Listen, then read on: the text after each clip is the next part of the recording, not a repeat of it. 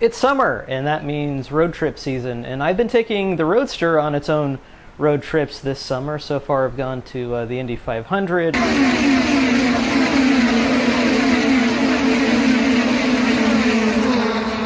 and a couple other places, but unfortunately that has taken a bit of a toll. Namely, while I was on one of these road trips, I was behind a truck, and a rock fell off the truck, and it went right into one of my fog lights and shattered the lens on that. So after that road trip, I assessed the damage, knew that I would need a new fog light, and like I normally do, thought, why stop there? The headlights on this car are 22 years old, they're showing their wear. Why not give those a refresh as well? So I started looking at options on what to do with my headlights. Restoration was a possibility, but honestly these are pretty well worn, and I've never really had much success with restoring headlights. I've tried the whole rubbing compound and using clear coat, and it's never quite got the results that I wanted out of that. And because there's residue from moisture on the inside of that lens, I'm gonna have to basically disassemble it. That doesn't sound like fun. Not to mention the fact that one of the inner lenses is actually a little bit melted, and you can't really find a replacement for that. You have to get a whole new lens, and it was pretty common on the Z3s with the wide body refresh that the plastic lens on there would actually melt. So good luck finding anything on eBay at a reasonable price that doesn't have that lens melted there. Yikes. BMW stopped producing headlights for this car quite some time ago. There are no new old stock available of the headlights, and the used ones, well, they're a pretty penny anyway. So I started looking at the aftermarket options and came across these Spyder Halo Projector headlights. Now typically these run between $400 and $460, but I was able to find a pair for the low price of around $250. So I thought, why not give them a shot? Those headlights have arrived, so I'm going to go over those, show you the features, give a review of those, and also modify the wiring on the car to support the Halo for the headlights, and then do a quick before and after, show you the results. So with that all out of the way, let's go ahead and show you the headlights. Here it is. Here is one of the Spyder headlights that arrived in the mail, and it is actually a drop-in replacement as it is. You could connect everything in the back right up and be off and running without any extra wiring or soldering needed. So you can see it's got a traditional incandescent blinker and a traditional high beam, but it also has this halogen projector style low beam. Something kind of interesting about this one is that in that high beam reflector down at the bottom, you can see that there is actually a secondary bulb. Now there's nothing in the instructions about this or how to use it, but it seems to be that you could use it in addition to the high beams or as a substitution for the high beams. But that's not the reason why most people would go with these. I think the big selling point for these aftermarket headlights are the illuminated halos, also called angel eyes, on both high beam and low beam. Now I've connected up the Halo angel eyes here to a bench setup to get an idea of what kind of current draw they would have, and it turns out they only draw about 1/10 of an amp, or basically the same amperage that you'd get from an LED corner indicator, which is pretty nice. So let's go ahead and switch to the back here. As you can see, it comes pre-wired with standard connectors. Like I said, you can just drop this right in without any extra soldering if you really needed to and you're in a rush. But these are the standard connectors for the BMW Z3. They match up pretty good, fit is pretty good from what I've already tested. Now curiously, there is an extra high beam connector. This does actually go to that secondary bulb. So the general idea might be to use that secondary bulb instead of the primary high beam bulb, so that you can have a little bit more illumination without going full high beam. But of course the downside of that is you would no longer have a high beam, which seems kind of a safety issue, so I'm not going to be using these. Now over here we have the loose wiring for the Halo angel eyes. Notice there are two independent sets of wires there, so you can power the high beam halo and the low beam halo independently if you wanted to. I imagine something pretty cool that you could actually do is wire up one of those halos to your indicator and then have the halo blink whenever you indicate a turn, which would be pretty cool. But for my application, I'm actually just going to wire these off of a constant source that I can use, not have them blink. They're just going to be on whenever the fog light and the corner markers are on. I am going to ding this design a little bit though, because these are actually aluminum wires and not copper wires. I would expect the headlight selling for, you know, $450, $460 would only have copper wiring. On the other hand, it's not drawing a lot of current, so maybe ultimately that doesn't really matter. However, it would have been nice if this came with some sort of connector. I understand why they didn't put that in there for cost savings and also give you a little bit more flexibility if you wanted to wire those halos independently. But having said that, it would have been nice to actually have a connect here that we could just wire in with the rest of the wiring on the car and be off and on our way. I would not suggest that you just straight wire these into the car. I would highly suggest that you get some connectors and some crimps, make a connector for the end of these so that you can disconnect the headlight whenever you need to remove it and access anything in that general area. So I suppose the next question is, are they worth it? So far from what I can see, I would not pay $400 for these. $300 seems like a much better deal, and the $250-ish that I paid, I couldn't pass that offer up when I had 22-year-old headlights just rotting away on the car. So yeah, I don't regret this purchase at this moment. Taking a closer look at the wiring and how they're configured, it all seems okay to me. Right after I received these in the mail, I took them to one of my local paint protection shops, and they went ahead and put an XPEL clear protective film over the headlight. They found the CAD files for the Z3 and cut them out with a CNC machine and installed them. I'm pretty happy with that. That is an extra $100 on the cost of the whole thing to have the pair done. But because these are aftermarket parts, not OEM parts, I wouldn't expect them to really last the 22 years that the headlights on the car last. So I thought it was a pretty good investment. I would expect these to scratch up a little bit more quickly, and I just think it's a pretty good investment all around. So I'm happy with that purchase as well. Now that we've talked over the headlights, I'm going to go ahead and show you on the car the changes I'm going to make to the electrical system to get these halos installed and working. Now I've already removed the headlight, but it's important to note there are actually 4 different screws that you're going to need to remove to take out the headlight in a BMW Z3. The first of those 4 screws you'll have to remove is down here. You'll access it through this port on the top. There are another 2, one here and one here. And the 4th one can be kind of tricky, but it's right here, and you'll access it through the top here. As far as how to wire those halos up, I want to have those halos on whenever I have the fog lights on, which means I'll also have the side markers here on. So I'm going to go over and look at the side marker wire here. I'll go ahead and take the bulb out. You just twist it to pull the bulb out. But I'm going to snip this wire here and put in a splice with a connector so that I can freely connect and disconnect my halos when I disconnect my headlights. Whenever you're fooling around with the wiring on a car, you have to be very aware of the current draws that you're expecting out of the system. Like I said, when I wired up the halos on a bench setup with the power supply, that drew 1/10 of an amp. Now the incandescent markers for this car will draw around 3/10 of an amp, and I know that the LED marker that I have in right here actually only draws 1/10 of an amp. So 1/10 of an amp for the LED plus 1/10 of an amp for halo still works out to less than 3/10 of an amp for the standard incandescent side marker bulbs. So I think we're going to be okay there. We're not making any huge demands on this particular circuit. Okay, with all that being covered, let's go over the tools for this job and then actually get to work making those changes. Alright then, since we are going to do some soldering, it would behoove me to show you some of the tools that I'm using to pull this project off.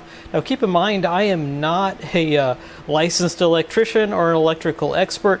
I'm just a mere hobbyist, and these are just a few of the tools I've collected down the road to kind of help this project along. I'll go ahead and walk you through some of these choices here. First, I'm going to go ahead and show you these spools, these giant spools of heat shrink. Now this heat shrink tubing will go over your wire connections to keep everything nice and waterproof and enhance the durability of that connection. Importantly about your heat shrink, this tubing, well, as it's described, will shrink when heated. And not only will it shrink when it's heated, in this kind of heat shrink, there's also epoxy inside.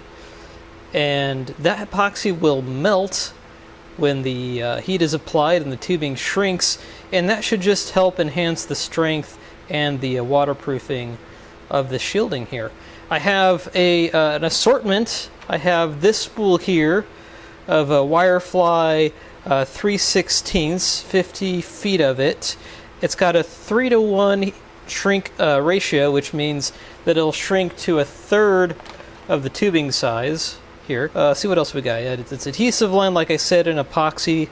It's waterproof, chemical resistant. Also, as you see, it's got the original diameter called the non-recovered diameter, which is 3/16 of an inch or 4.8 millimeters, and the recovered diameter, which is the approximate diameter after you heat it, which is 1.6 millimeters or 1/16 of an inch. So this is just one kind here. I also have a larger 5/16 that goes down to 2.6 millimeters in diameter after it's heated. And to top it off, I also have this collection of various sizes here. And this is handy when you need something in between those two sizes but don't need a full roll to cover what you need. So, heat shrink. Also very important are the connectors we're going to be using for this project. We need these connectors because we don't want to hardwire the halos in, and to my knowledge, the best kind of connector for that kind of connection is a Deutsch style connector. Deutsch connectors essentially are just waterproof style connectors. You see them a lot in automotive applications for that reason. They're really durable. Like I said, they're pretty much waterproof or water resistant, and they're pretty easy to work with. This kit has multiple sizes of connectors, and it's designed to work with wires between gauges 16 and 20 or 0.5 to 1 millimeters in diameter. Let's go ahead and open this up and show you what it comes with. Just a variety of different sizes, male and female connectors, such as this. This is a 3-pin connector. You also have the male connectors here and the female connectors here, and very importantly, instructions to help you figure out how you're going to connect all these things together. But basically the process is you're going to take your wire and you're going to crimp a female terminal to it and put it into one side, crimp wires to male terminals, put them on the other side, and you put in these locking pins, these orange or blue locking pins depending on the side, to secure your thing together, and boom, you have a sort of water resistant connection there, suitable for automotive use. Now, I mentioned that you're going to need to crimp wires to actually use these connectors, and really most connectors you're going to need to crimp wires to put them in. So that's what I have here. So yeah, it is a SN01BM crimping D-sub terminal tool meant for wires anywhere between 0.8 and 0.5 millimeters squared in diameter. But I just mentioned that the plugs over there are suitable for 0.5 to 0.1 millimeters squared. So this is just on the verge of being too small for the application. So it did work just barely, but I really would recommend a slightly bigger size to match the wires that you're going to go ahead and crimp and put in your connectors. Moving on to other electrical bits, we have a really cheap soldering iron, Weller brand soldering iron with a AC plug here, and you can really buy a lot better soldering irons. You can buy stations that are temperature controlled, but really when you're just starting out, you can get a long way with just a cheap soldering iron. Next to it we have some black electrical tape, lead-free solder paste. This helps the solder get into all the nooks and crannies and flow real nice, but use sparingly, don't go overboard with it. And of course some rosin core solder. You'll notice that this is actually a Radio Shack brand solder.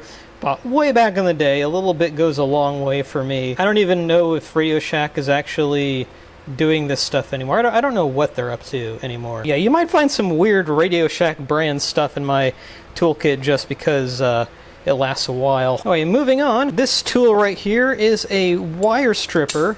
It is one of the fancier types of wire strippers, but basically when you put your wire in here, it will clamp onto it and pull back like this, cutting off just the plastic protective sheathing on your wire. It's pretty cool, and the sheathing will just pop right out after you're done. Boom, boom. A strange little tool, but I would actually recommend this pretty early on. It's just such a time saver compared to all the other sort of wire stripping tools that you have to just yank and pull. This thing makes it really easy. No idea about the model number, but it is a Strip Master from Ideal Tooling. Of course, you got some clippers here to snip your wires, wire snips. Oh, and last but not least is some wire spools, multicolor. I'm actually not happy at all with these because these are actually aluminum core wires, and you really want some nice copper wires. Really, when you're doing any kind of electronics work, I really recommend springing for the copper wire. I just happened to get these off of Amazon, and really Amazon is not a great source for getting any type of high quality wiring, so just keep that in mind. Yeah, but that basically is the whole shebang. You might see me using other tools that are not here on the bench, but this kind of summarizes pretty well what you would need to get started and to actually pull off this project on your own.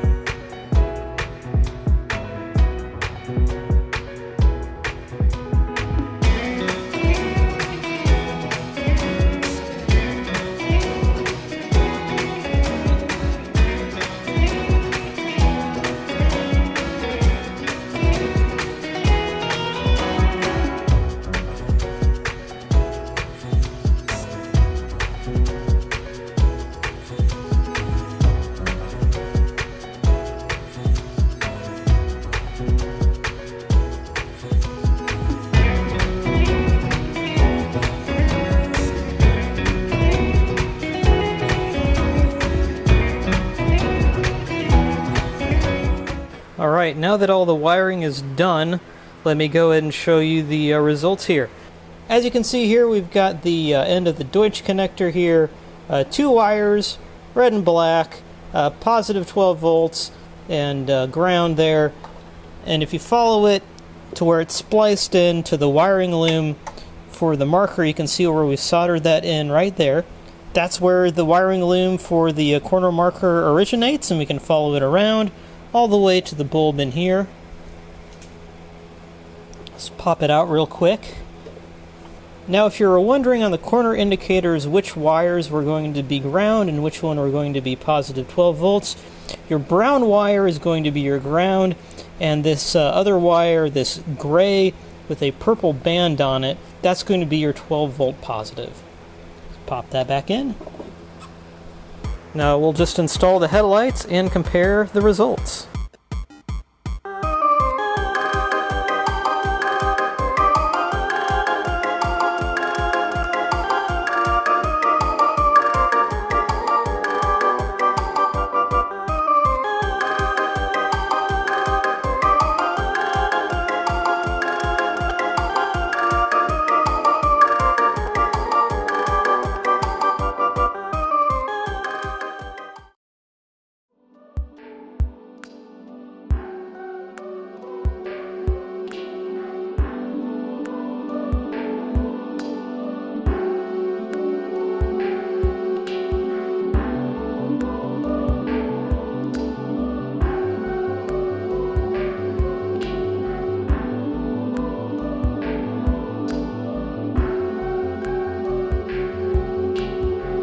So here we are, the new Halo headlights. What do you think? Personally, I like them a lot. I think the Halos might just be a little understated during the daylight. They might be a little dim, but overall, I love the design. At $250, I think they're a good buy. Again, at $400, $450, not so much. Wait for a sale to pick these up.